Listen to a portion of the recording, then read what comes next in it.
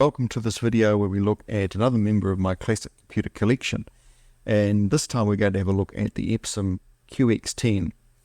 Now, if you've been following this series of videos, I usually appear up in my computer shack surrounded by all my gear and boxes, but today I'm just using my simple laptop and I'm standing in my lounge, and that's because my camera's on the blink, so we're just going to have to make do with the tools available to us. So, let's have a look at the Epson QX-10. The Epson QX-10 was introduced in 1983. By then, 8-bit Z80-based twin floppy drive business computers had been around for a few years, but Epson's offering had features that went way beyond the standard. At 4 MHz it was fast, and it could be loaded with 256K of memory, which could be accessed by bank switching. It had good graphics, and could display 640 by 400 pixels. These graphics were driven by a separate graphics processing chip. Finally, the machine came with 5 expansion slots users could fill up with extra hardware.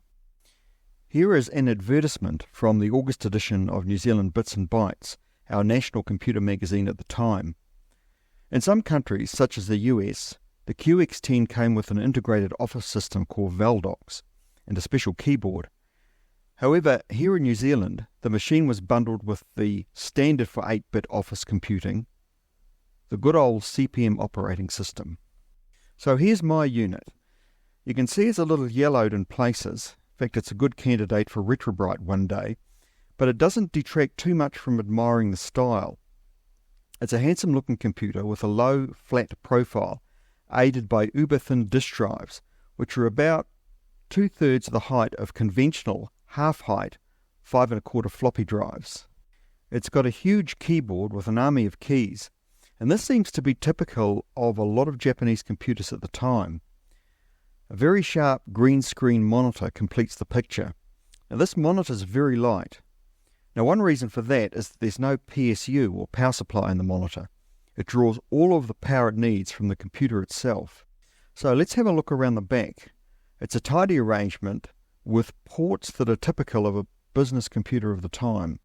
First on the left there's a power socket, a fan outlet, a port for a light pen for barcode scanning, and then for the monitor. A special cable goes from this to the socket that you can see on the back of the screen. There is also a bank of dip switches for setting various configurations. So moving along, we have a parallel printer port, an RS-232 serial port, and 4 panels for the expansion slots. There are actually 5 slots inside, but one's already occupied with an internal card. There is a cover over these expansion slots, and here's what it looks like when the cover's popped off. Those chips you can see are RAM chips. This machine has 192 kilobytes of RAM, and you can see there are some spare sockets there. If these were filled, the machine would have 256K of RAM. Here's the internal card I referred to. This is the multi-font character generator ROM card, and factory-delivered QX-10s came with them. So this card allows the user to program in numerous font types for various printers and the screen. Opening the computer up, you can see there is a lot of stuff under the hood. One thing the QX is noted for is that there are few proprietary chips and a lot of good old-fashioned logic chips, and that's why you can see so many ICs in there. If you look carefully, you'll see there is a daughter board. They are plugged in and suspended above the main board. Might be a little hard to see, but the bottom edge of the daughter board is where the silver shielding cover starts. And the top left of the daughter board has those rows of ceramic caps. Lastly, we come to the power supply unit. This is quite an impressive piece of hardware that can take 240 volts or 120 volts just by shifting a jumper. And just a quick look at the bottom of the floppy drives. Very thin and very unique. So let's have a look at some software. If you're holding out for Valdocs, my apologies. A CP/M package is the only software I've got for this machine. So we'll tuck our disk into the drive. It's an unusual way of inserting it. You've got to push it in. It sort of clicks into place, and then you push the button to finally bring the head down on it. So this is CP/M 80. And it's got a shell program with it called CP Plus from a company called Taurus Software. This loads up over the top of CP/M, essentially hiding the operating system, and making the whole thing menu driven.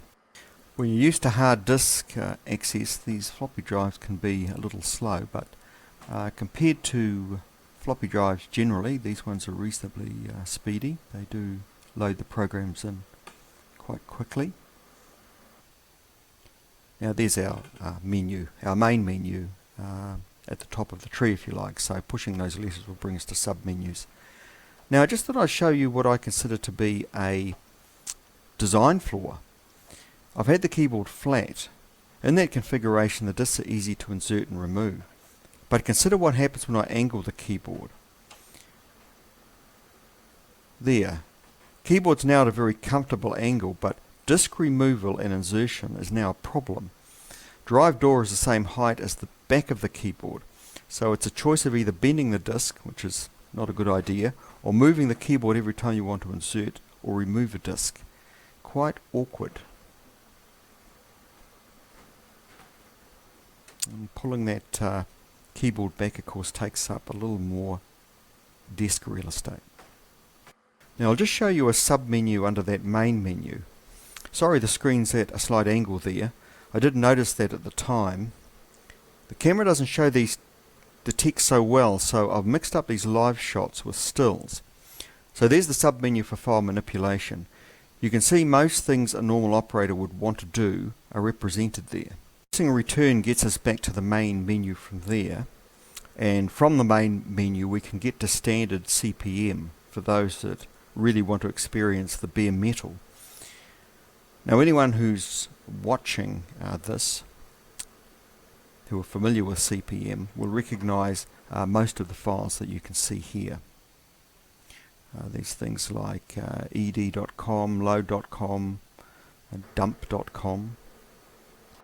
And also among the files there you find good old Microsoft Basic. So let's just load that up. And there it is, Basic 80. So there's your basic editor for entering your basic programs. One of the major uses for a machine like the Epson QX-10 would have been word processing. And in the 8-bit CPM world around this time, WordStar was a popular choice. And here it is. It was a popular word processor because you could display all of the keystroke commands in a series of menus at the top of the screen. That is if you wanted to. Very useful for people who were working with files and didn't want to either access a book or try and remember all those keystroke commands. Let's load in a document and do a little bit of editing. So this is a file called example.txt, and it came with the WordStar disk. And we'll load that up and we'll insert a little bit of text of our own. Here's the document. The keyboard of the QX-10 is very nice to use. A good firm feel to it, full length travel, good keystroke, solid. I can imagine that I could type on one of these for quite some time and still enjoy what I was doing. It's quality stuff.